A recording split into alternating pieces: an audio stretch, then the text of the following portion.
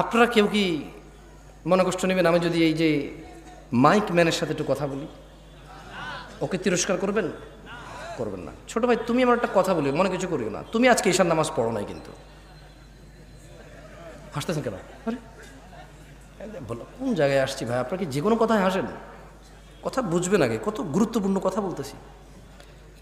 আমার আসলে ওয়াজ করার ইচ্ছাই চলে যাচ্ছে দিন দিন। তুমি তো আজকে ঈশার নামাজ পড়ো নাই। হাসির কি হলো? ও পড়ে নাই নামাজ, মানে হাসির কি আছে এখানে? এটা আমি বুঝতে পারছি ও পড়ে নাই। এবার ওকে দিয়ে বলি, প্যান্ডেলওয়ালা আছে এই জায়গায়? প্যান্ডেলওয়ালা আছে? আজকে তোমাদের ভলান্টিয়ার কতজন? সবাইকে ডাকো।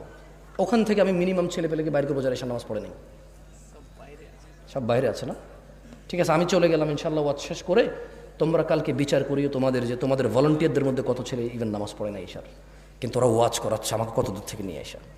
ওদের কথা হচ্ছে সারা বাংলাদেশের, সারা শিবগঞ্জকে হেদায়েত করে দেবে। তাহলে কোনো মানুষ আর খারাপ করবে না, সব খারাপ আমাদের। কারণ হুজুর নিয়ে আসছে দূর থেকে, সব মানুষের হেদায়েত করে দেবে, কেউ আর অন্যায় করবে না। তাহলে একমাত্র অন্যায় করার বাকি কে থাকে?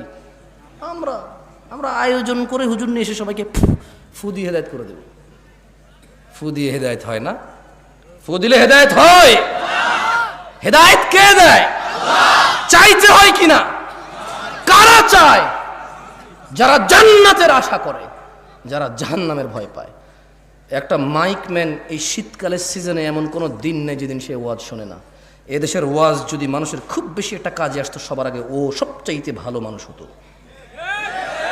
আমি ওকে খারাপ বলছি না, আমি ওকে মানুষ হিসেবে খারাপ বলছি না।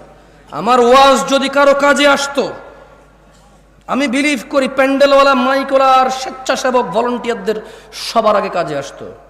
কিন্তু আমি দেখেছি এদেশের আয়োজকদের মধ্যেই বেনামাজি, ঘুষখোর, সুদখোরে ভরপুর থাকে।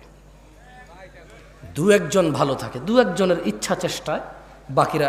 বাকিরা যে সাড়া দেয় এটার জন্য তারা নেকি পাবে যদি তারা নামাজি হয়ে মরে। আর বেনামাজি মরলেও তুলে হিসাবেই আসবে না। আল্লাহ আমাদের বোঝার তৌফিক দান করুন।